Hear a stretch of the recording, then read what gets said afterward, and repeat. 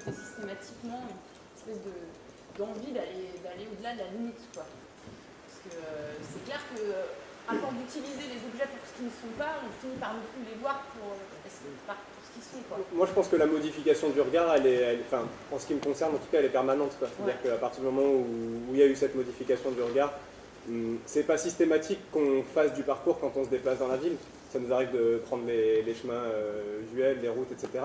Mais même quand je le fais, je ne peux pas ne pas regarder les murs et les barrières qui m'entourent avec l'œil du parcours. Donc même si je suis en train de marcher normalement pour me rendre d'un endroit à un autre, je me retourne sur les murs comme je me retournerais sur les filles. Plus habituellement, mais je fais... Les filles, elles sont le long des murs. Peut-être plus sur les murs même. Il n'y a pas de crise, vous ne faites pas un double salto comme ça. Non, pas des crises, il n'y en a pas tout le temps. On arrive à se retenir, comme disait Maxime, mais après, par contre, j'arrive pas à me retenir d'imaginer au moins ce que je pourrais faire. Je peux peut-être compléter. Je suis pas bougé avec eux, mais je suis parcours aussi, mais je suis un peu en pause. Et justement, depuis quelques mois, justement, je dois réapprendre à faire bien tout comme c'est prévu. Et en plus, je fais des études en aménagement du territoire, donc c'est d'autant plus comique, quoi. Mais c'est... Alors que, voilà, ça faisait 4 ans que je m'éloignais de plus en plus et que c'était devenu... Bon, exactement comme Naïm dit, c'est... On peut pas s'empêcher d'imaginer. Là, du coup, comme je dois reposer mes jambes et tout, je me dis, mais... Enfin, je le faisais plus comme ça depuis 4 ans, il faut vraiment que je fasse ça. Et je me dis, mais en fait, je dois réapprendre à me dire comment c'est prévu de faire, quoi. Donc c'est assez bizarre comme truc. Mais c'est là qu'on se rend compte du coup de cet écart qui a pu se creuser, quoi. Là, je le ressens vraiment. Je me dis, mais non, je me retiens, je vais pas prendre la barrière, je fais comme tout le monde. Et c'est un peu frustrant d'ailleurs. On a tous une vie normale à côté et la notion de public-privé, on l'a comme tout le monde, quoi. C'est vrai qu'après, nous, on a peut-être plus la curiosité d'aller voir, par exemple, là, l'école, elle est fermée aujourd'hui parce que c'est les vacances, mais peut-être qu'on a plus la curiosité de passer la barrière pour aller voir ce qu'il y a derrière. Ça, c'est vrai que peut-être que la barrière que représente un mur, elle est peut-être moins forte pour nous que pour d'autres, mais c'est vrai qu'on la garde toujours en mémoire et en général, finalement, c'est une pratique qui est vraiment née sur l'espace public et l'espace privé, on n'y va pas tant que ça, finalement, parce que parfois ça nous arrive d'aller dans des lieux semi-publics comme des résidences ou des choses comme ça, mais c'est vrai qu'on a toujours, on se fait toujours... on nous évacue au bout de 2 minutes, donc ça ne nous intéresse pas trop d'aller à un endroit pour devoir partir 2 minutes plus tard, quoi. Donc c'est vrai qu'on essaie de trouver quand même des endroits pour pratiquer qui soient quand même dans le public, même si c'est vrai que notre regard change en tout cas sur le public et privé un petit peu. Quand même. Ouais, chez vous, vous marchez normalement, quoi. Tout à fait. Pensez à la phrase de Spinoza, on se pose la question de l'âme, mais jamais de ce qu'un corps peut. Et quand on vous voit agir, moi ce qui m'intéresse plutôt et qui me fascine, c'est l'idée de la notion de bordure. C'est-à-dire que vos prises d'appui, notamment à un moment donné, main ou pied, vous ne posez pas directement le pied, il est toujours en équilibre, instable, et c'est ce qui nous fascine aussi. Moi je fantasmais qu'à un moment donné, les s'ils tombent, comment ils se rétablissent. Et du coup, comment vous travaillez cette notion de limite de l'espace ou des coins ou des bouts de table?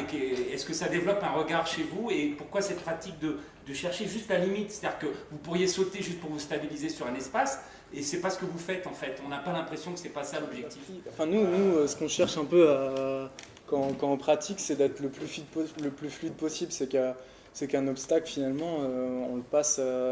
que ça devienne naturel, quoi. Et c'est vrai qu'au fur et à mesure de l'entraînement, si tu fais 1000 fois un saut, tu sais que tu peux le passer. On apprend d'abord à faire le saut, et ensuite on apprend à le faire bien et à le faire rapidement, finalement. Ça devient un automatisme comme marcher ou s'asseoir ou tous les gestes du quotidien, quoi.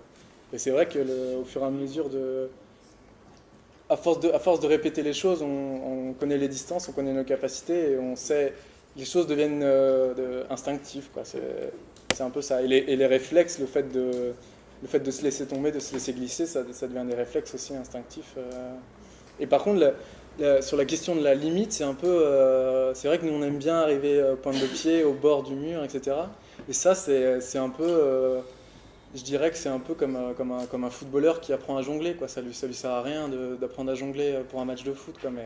Mais ça lui apprend à maîtriser le ballon, et nous, ça nous apprend à maîtriser notre corps, et à savoir que à savoir qu'on ne fait pas la chose à peu près, quoi. Si on la fait, c'est qu'on sait qu'on peut la faire et qu'on peut arriver à la limite et qu'on n'arrivera pas plus loin ni avant, quoi. Enfin, c'est aussi les techniques qu'on utilise et qu'on mobilise pour certains sauts qui veulent ça.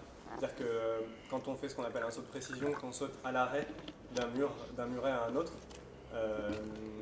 il me semble que, en tout cas à travers l'expérience, on peut voir que c'est beaucoup plus agréable si on fait un atterrissage, ce qu'on appelle nous un atterrissage propre, on va dire un atterrissage correct. Et cet atterrissage correct, il demande qu'on arrive sur la pointe, sur cette partie-là du pied, donc l'avant du pied, qu'on ait une flexion, mais si possible pas au-delà de 90 degrés, sans quoi l'articulation du genou est traumatisée, mais qu'on ait une flexion suffisante pour pas que le dos prenne un coup non plus, qu'on arrive à se stabiliser et qu'on n'aille pas, donc pas pied à plat et pas au-delà du bord du mur, parce qu'en fait on se sert du coin en fait, entre les deux murs pour finalement qu'il y ait plus la forme du pied et pour atterrir plus, comment dire, de manière plus douce. En fait. Donc c'est aussi, il y a la question du défi effectivement de la maîtrise, et puis il y a une question technique où corporellement je dirais qu'on a pu vérifier à travers l'expérience que c'était meilleur d'atterrir comme ça, et que souvent les gens ont l'impression que si on arrive comme ça c'est parce qu'on est juste, et qu'on a le saut vraiment tout juste et qu'on a failli se faire mal, alors qu'en fait on aurait pu se faire bien plus mal en allant plus loin sur le mur. Est-ce que vous avez vos spots? Est-ce que vous avez des coins dans lesquels il y a des parcours qui sont toujours attrayants avec une diversité de figures à faire? Et ma question qu'il y a derrière, c'est est-ce que dans ces types de parcours, par exemple, on va s'apercevoir que quand on va dans des villes où il y a des spots ou des endroits où il y a pas mal de gens qui font du parcours, on est plutôt sur des bâtiments années 50 que médiévaux, dans certains types de quartiers, etc. Autrement dit, la ville idéale de ceux qui aiment le parcours, c'est probablement peut-être des types de quartiers, des types de villes, des types d'époques, des types de constructions. Est-ce que vous avez remarqué ça, qu'il y a des endroits dans lesquels il y a plus de spots ou des types de quartiers ou... En gros, la ville qui est facile à parcourir, avec un K, elle est plutôt où? Je pense que pour les pratiquants du parcours, les spots sont vraiment partout, dans le sens où un des buts de cette pratique-là, c'est aussi d'arriver à adapter le corps à son environnement, quel qu'il soit. D'ailleurs, ça ne se pratique pas qu'en milieu urbain, ça se pratique aussi en milieu naturel.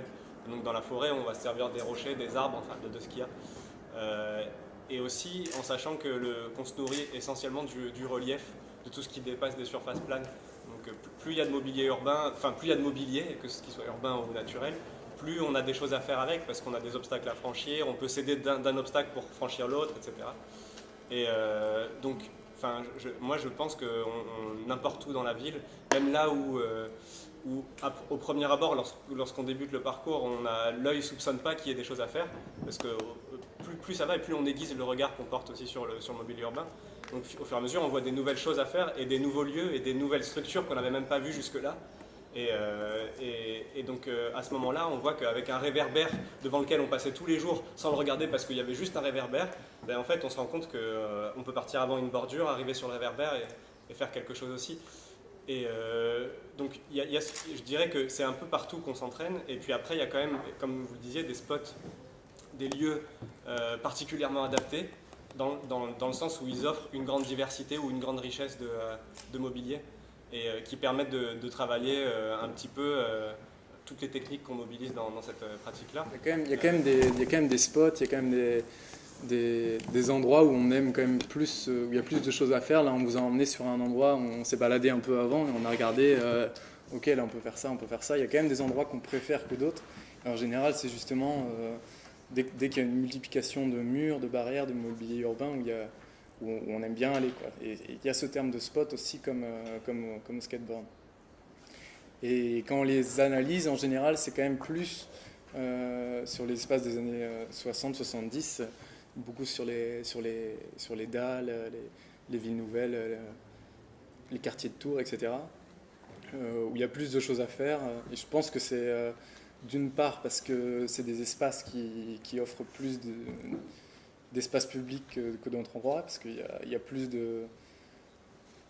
d'espace public à Paris 13e, dans le quartier des Tours, dans le quartier de Grenelle ou dans d'autres quartiers qu'au centre historique de Paris. Et c'est aussi le fait, à mon avis, qu'il y a une multiplication depuis quelques années du mobilier qui sert à la fois à nous protéger du vide, qui sert à dicter aussi notre conduite, à nous dire il faut aller là, il ne faut pas aller là. Il y a une multiplication des barrières, des rampes handicapées, des escaliers, des niveaux, et tout ça, au fur et à mesure, crée de plus en plus de spots. Et je pense que ce n'est pas un hasard, justement, si le parcours est né à cet endroit-là, et il y a une vingtaine d'années. Qu'est-ce que ça signifie donc d'évoluer sur l'espace public, de se montrer aux autres finalement, vous voyez tout à l'heure, là, il y avait quelques adolescents qui se sont regardés avec des yeux grands comme ça, un peu émerveillés par vos performances. Qu'est-ce que ça représente pour vous, à la fois ce collectif, d'évoluer ensemble, et puis de vous représenter finalement, parce que vous pourriez faire ça en pleine campagne, en pleine forêt, vous l'avez dit, ça arrive peut-être, mais néanmoins on sent bien que sur l'espace public, c'est peut-être un autre rapport aux autres. Est-ce que vous avez essayé d'analyser cette situation-là? En fait, le fait que ce soit un espace public, c'est pas... nous, on ne le choisit pas parce qu'il est public et parce qu'on va pouvoir montrer ce qu'on fait, quoi. En général, on cherche justement... on n'aime pas trop s'entraîner dans des endroits où il y a des foules de gens qui vont nous regarder parce que ça nous met une pression quand on saute, ça nous met pas à l'aise, quoi. Moi, j'aime pas m'entraîner dans les endroits où il y a beaucoup de monde. Et moi, je parle pas plus que ça de ma pratique dans mon entourage ou dans certains cercles d'amis. Donc c'est pas vraiment quelque chose qu'on fait, je pense, pour montrer aux autres ou pour prouver quelque chose, etc., quoi. C'est pas en jeu selon vous. Pardon?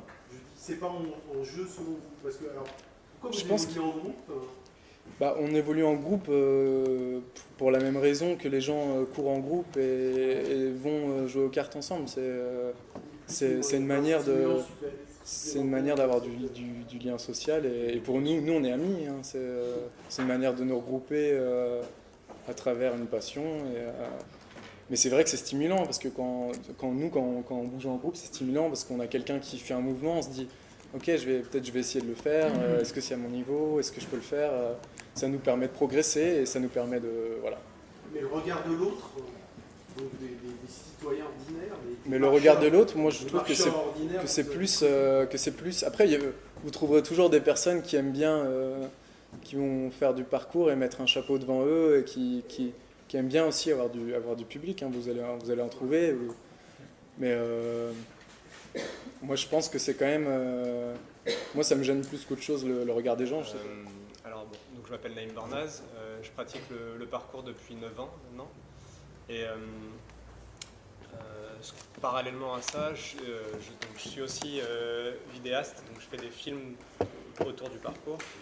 Et j'ai commencé à travailler sur un documentaire, un long métrage documentaire en fait sur justement le rapport qu'entretient le parcours à la pratique du parcours à l'espace public et la façon dont cette pratique-là modifie le rapport qu'a à la fois le pratiquant à cet espace et aussi les passants qui peuvent le rencontrer, comment ça peut modifier leur regard et l'idée qu'ils se font sur la nature et la fonction de cet espace public.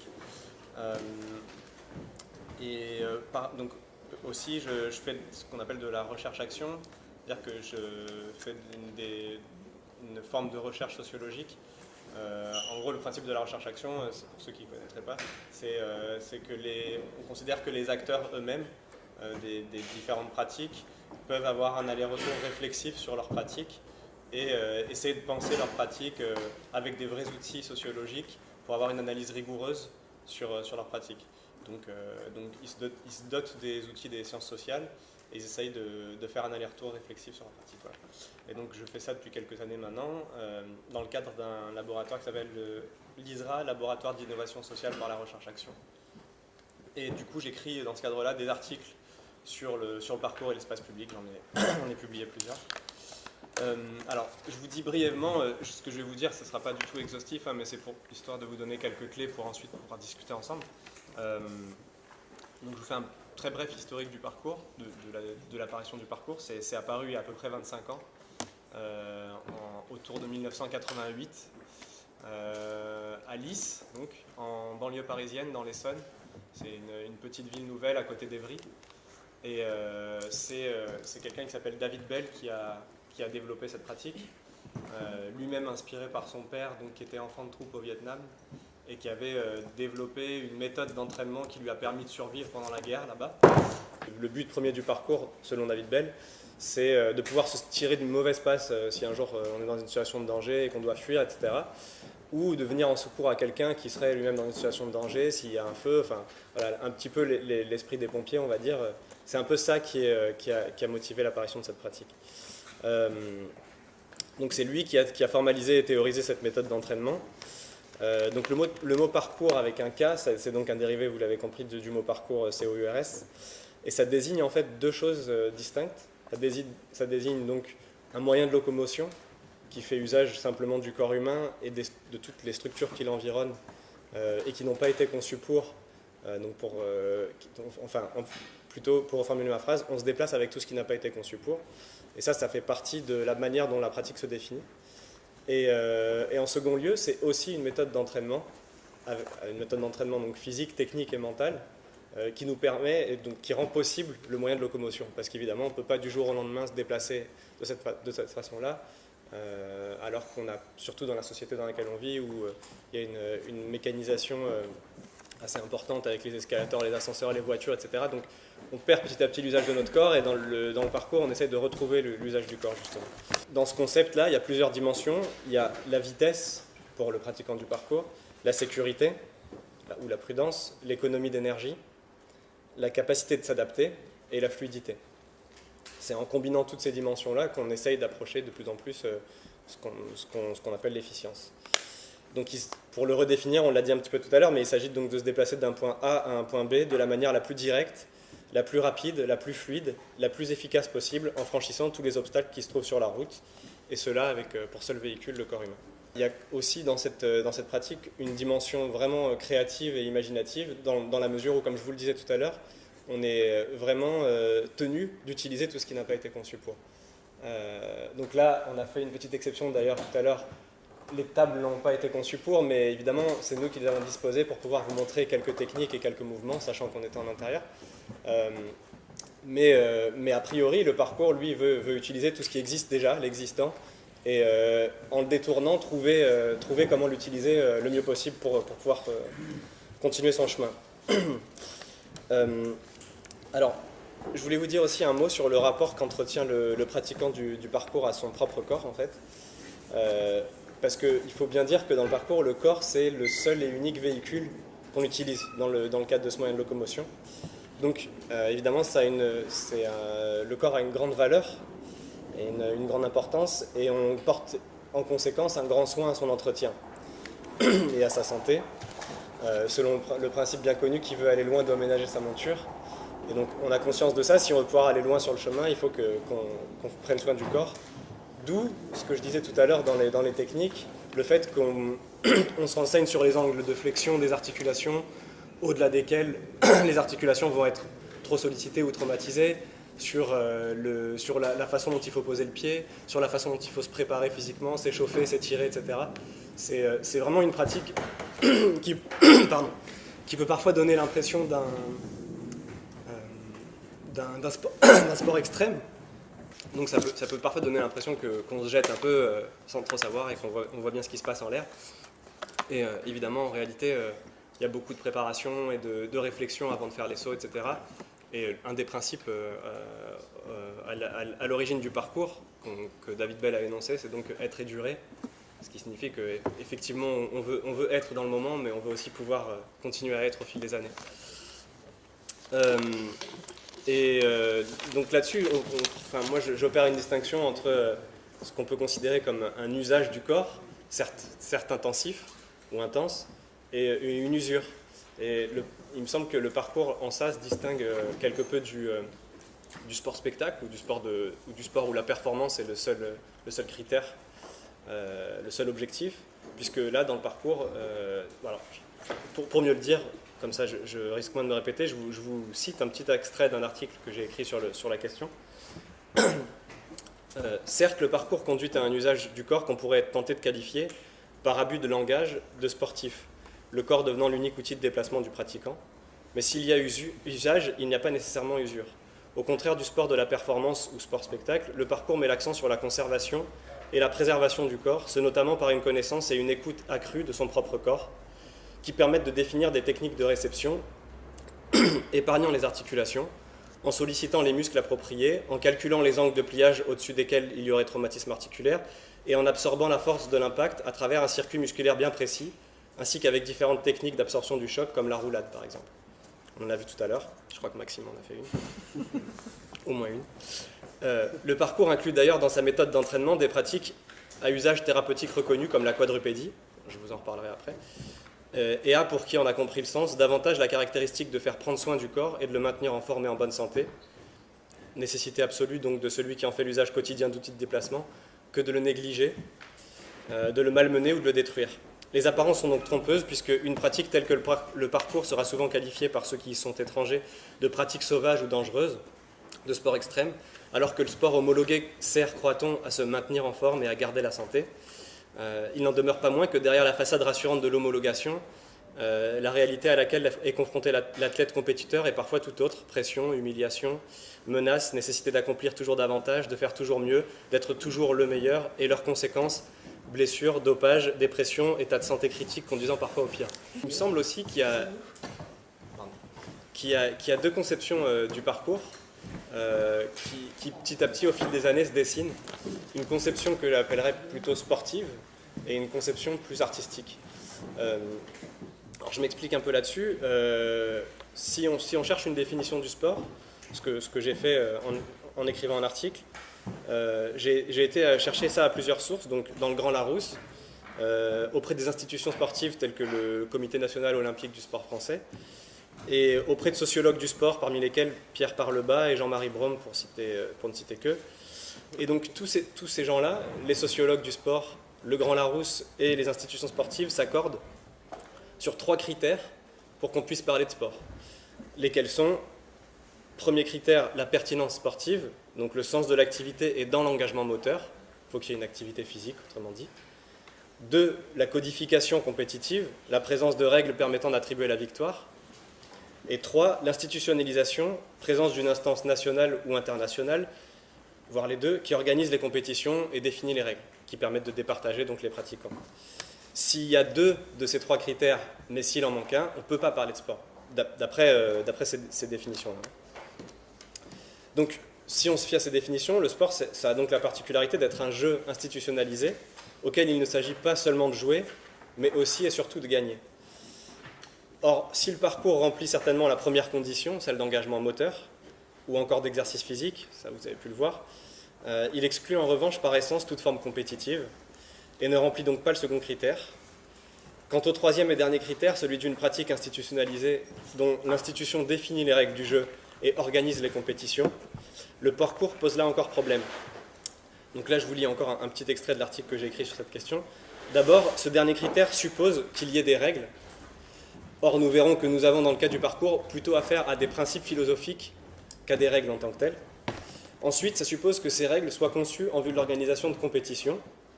Or, nous venons de voir que le parcours exclut par nature toute compétition. Donc, ça pose quand même 2 gros problèmes.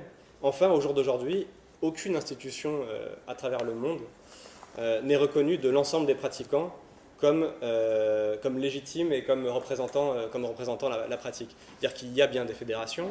Il y a d'ailleurs en France une fédération qui s'appelle la Fédération de parcours, FPK. Il y a la WFPF, je crois, World Federation of Parkour and Free Running. Je crois que c'est aux États-Unis. Donc il y en a plusieurs qui sont nés comme ça. Mais de fait, aucune institution ne fait vraiment autorité sur l'ensemble des pratiquants. Et donc le principe qui voudrait que cette institution définisse les règles du jeu, etc., et qu'elles soient suivies par l'ensemble et qu'elles permettent de départager, pour l'instant, ça n'existe absolument pas. Donc il n'y a pas de règles, pas de compétition. On verra que, cela dit, il commence à en apparaître depuis quelques années et qu'il y a une partie évidemment de la communauté qui s'en réjouit. Et puis une partie qui, au contraire, essaie de lutter contre l'apparition de ces compétitions. Pas de règles, pas de compétition, en tout cas à l'origine, pas de trophée ni médaille, pas d'homologation ni d'institution faisant autorité, pas de licence, pas de club, même s'il y a des associations qui naissent pour transmettre la pratique, pas de terrain délimité et pas de tenue réglementaire. Donc ça fait quand même beaucoup de critères qui posent problème pour pouvoir faire du parcours un sport. Donc ce qui m'amène à une deuxième conception du parcours qui le définit plutôt comme un art. Et donc là, on peut examiner au moins quelques critères pour voir si le parcours est bien un art. d'abord la visibilité de l'œuvre. On peut se demander en quoi l'observateur peut voir l'œuvre d'art, si vraiment il y a œuvre d'art lorsqu'un traceur s'entraîne, un pratiquant du parcours. Donc là, on peut avoir recours à l'art éphémère, qui se définit comme toute forme artistique présente surtout dans l'art contemporain, mais pas exclusivement, et qui joue non pas sur la pérennité de l'œuvre d'art, ce qui est la règle générale, mais sur la brièveté, son caractère provisoire, et souvent la mise en scène de l'artiste lui-même dans l'œuvre. Donc l'œuvre ne peut durer qu'un temps, et consister dans la mise en scène de l'artiste lui-même, sans impliquer qu'un objet tiers soit nécessairement produit par l'artiste. Ça pourrait bien être le cas du pratiquant du parcours. Selon ces modalités, le déplacement du traceur dans l'espace peut donc bien être considéré comme une œuvre d'art, ayant entre autres caractéristiques de ne durer qu'un temps et de mettre en scène l'artiste lui-même. Ensuite, il y a une seconde question qui est celle du beau. Vous savez que la conception traditionnelle de l'art se base sur le critère de la beauté, en tout cas comme critère principal. Donc, cette conception elle a été depuis largement remise en cause par l'art contemporain, mais qu'on s'y arrête un instant, comment est-ce qu'on pourrait montrer que le parcours conduit au beau? Et là, il me semble intéressant de vous lire un autre extrait de l'article qui parle de cette conception esthétique, parce que il y a dans la pratique du parcours, à mon humble avis, une dimension esthétique, mais vraiment très spécifique.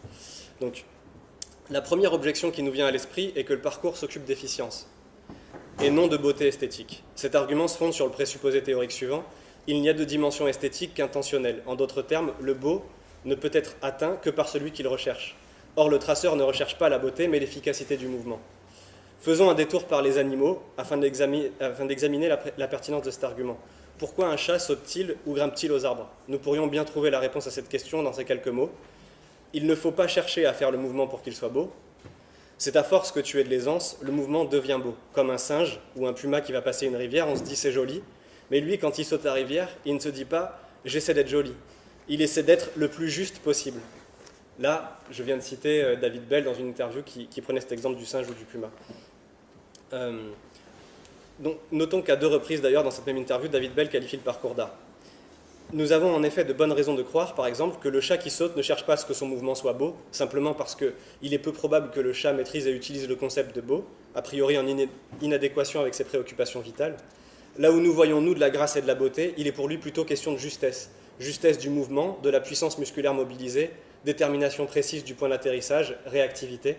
C'est la parfaite mise en adéquation entre, d'une part, ses capacités corporelles, d'autre part, son projet, attraper un rongeur ou un oiseau, et enfin, avec la configuration précise dans laquelle il se trouve à ce moment-là, qui suscite chez son observateur humain le sentiment de beauté. Et c'est dans cette même situation que le pratiquant du parcours se trouve. Il cherche, lui, la justesse, et c'est de sa capacité à l'atteindre que dépend le sentiment de beauté chez ses observateurs potentiels. Il semble donc qu'on puisse bien atteindre le beau, et avec cela s'adresser au sens des observateurs, sans nécessairement le chercher. Or, les pratiquants en font parfois l'expérience.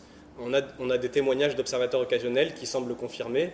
On nous parle de beauté, de réenchantement des zones sinistrées de l'urbanisme. Là, c'est un architecte qui m'avait dit ça, des années 60. Une dimension chorégraphique, c'était une directrice d'école de danse qui m'avait vu entrer dans la rue. Un ballet avec les obstacles, une danse avec les murs. Voilà, c'est ces termes-là que j'ai pu entendre parfois. Donc, on peut considérer qu'il puisse y avoir une dimension du beau dans le parcours sans qu'on la cherche nécessairement en le pratiquant. Et puis, une dernière chose par rapport à l'art, c'est que le parcours, à mon sens, donne à voir la ville autrement.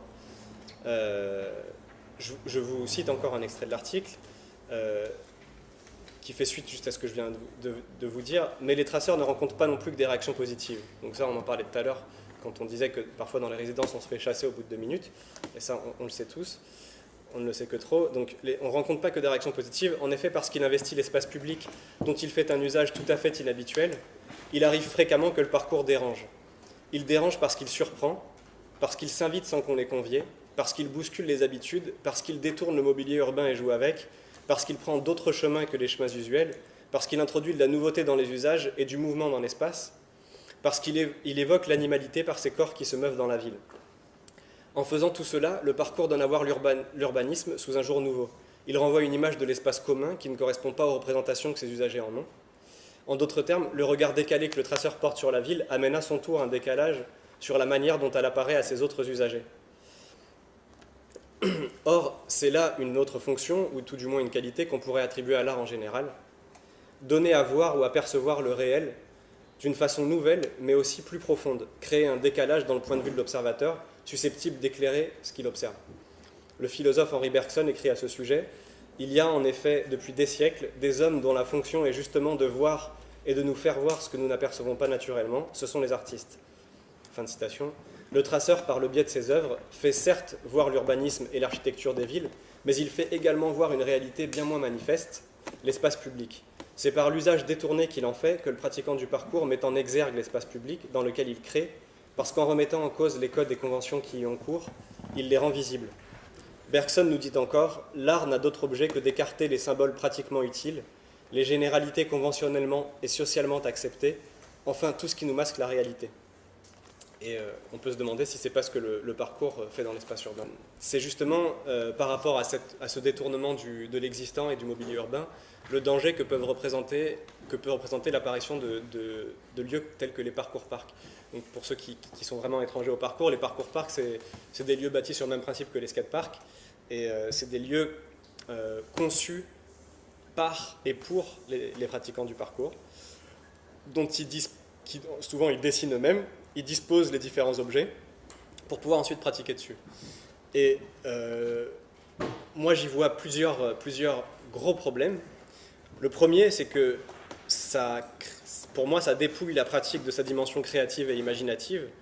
Donc ça vide le parcours de son sens, puisque c'est ainsi qu'il se définit à la base, comme utilisant tout ce qui n'est pas prévu pour. Donc ça pose un vrai problème par rapport au sens de la pratique. Ensuite, en second lieu, ça auto-parcourt sa dimension politique. Et là, on en revient à l'espace public. Il me semble que ce qui est très intéressant dans le parcours, c'est justement qu'il s'approprie l'espace public, qu'il l'occupe et qu'il en fasse un usage nouveau et inhabituel, qui pose question, qui interroge, qui pose problème même. À mon sens, c'est plutôt une qualité. Or, si le parcours s'enferme dans des lieux qui lui sont dédiés et déserte l'espace public, il perd toute sa dimension politique, en quelque sorte. Et par ailleurs, s'il est à cheval sur l'espace public et sur des lieux de ce type, si ces lieux commencent à se multiplier et apparaître dans différentes villes, on fera aussi face, et là on en vient au troisième point de ma critique, à des effets pervers, c'est-à-dire qu'il y aura une vraie chasse aux pratiquants qui va s'opérer comme avec le skateboard, puisque les gens qui nous disent déjà aujourd'hui mais vous n'avez rien à faire là, c'est pas fait pour, vous avez qu'à aller pratiquer dans des gymnases ou des terrains dédiés, on peut leur expliquer pour l'instant, pour ceux qui sont disposés à écouter, ce qui n'est pas toujours le cas, qu'on n'a pas de terrain dédié et que justement on est censé utiliser tout ce qui n'est pas prévu pour. Or, si un jour il y a des lieux prévus pour, qui plus est payés avec l'argent du contribuable, parce que c'est souvent les villes, les municipalités qui font ce genre de commandes, les gens seront en droit d'exiger de nous qu'on aille dans les lieux qui nous sont dédiés, d'autant plus que c'est eux qui les ont payés, et qu'on ne vienne pas risquer de salir ou dégrader les murs qui se trouvent devant leur habitation, leur commerce ou les différents lieux des collectivités, tels que à Paris on a beaucoup de problèmes devant une piscine par exemple, où il y a une rangée de murets. Et pendant plusieurs années, un gardien, tous les gardiens de la piscine ne faisaient pas d'histoire pour qu'on pratique, sauf un, qui était manque de bol tous les jours là, un ancien. Et donc lui, il n'était absolument pas d'accord. Et donc à chaque fois qu'il y avait des pratiquants qui venaient, il venait au bout de 2 minutes leur demander de partir, sans quoi il appelait la police. Donc souvent, on lui demandait d'appeler la police et de nous laisser s'entraîner entre-temps. Et comme la police a des fois d'autres choses à faire que venir chasser des jeunes qui sautent sur des murs, il pouvait des fois se passer 2 à 3 heures avant qu'ils arrivent, donc on avait le temps de terminer notre entraînement et de partir. Voilà. Mais moi, j'ai, comme beaucoup d'autres traceurs, essayé de discuter souvent avec lui. Et là, par exemple, avec lui, typiquement, la discussion était impossible. On se retrouvait vraiment face à un mur. Et là, un vrai mur, un obstacle qu'on ne pouvait pas franchir, pour le coup, parce qu'il n'était pas disposé à écouter ce qu'on avait à lui dire. Et son argument d'autorité, et c'est un argument intéressant parce que c'est un argument qui revient souvent, c'est « mais si vous vous blessez, c'est nous qui serons responsables, la ville de Paris, et donc je suis obligé de vous chasser, sinon mon supérieur va s'en prendre à moi, etc. » Parce qu'il pense que si on se blesse, on va attaquer la ville de Paris parce qu'on sait. Et je me souviens que j'avais pris contact avec un avocat il y a quelques années dans le cadre du documentaire que j'ai commencé à réaliser sur le parcours à l'espace public pour poser des questions à ce sujet-là. Et lui avait été assez formel, il m'avait dit que cette inquiétude qui revenait si souvent relevait davantage de la paranoïa que de la loi. Il disait de fait, si jamais vous vous blessez, ils ne peuvent pas être tenus pour responsables, c'est impossible, parce que ce que vous faites sur les murs sur lesquels vous pratiquez n'ont absolument pas été conçus pour cet usage. Or, si un pavé de la voirie est mal mis et quelqu'un se tord la cheville dessus, il est en droit d'attaquer la ville parce qu'effectivement, il y a eu un mauvais entretien de la voirie et il s'est blessé de ce fait-là. En revanche, s'il saute sur des murets qui sont une rampe d'accès pour des handicapés, s'il se casse la jambe en sautant d'un muret à un autre, on n'a pas construit les murets pour ça, il prend ses responsabilités en sautant et la ville de Paris n'y est pour rien. Donc de fait, il m'a dit, c'est juste qu'il y a une vraie paranoïa ambiante sur cette question et que tous pensent qu'ils vont être tenus pour responsables. Donc ils vous chassent. Mais en fait, ils ne pourraient de toute façon pas l'être, même si vous les attaquiez, ce qui évidemment n'est pas le cas.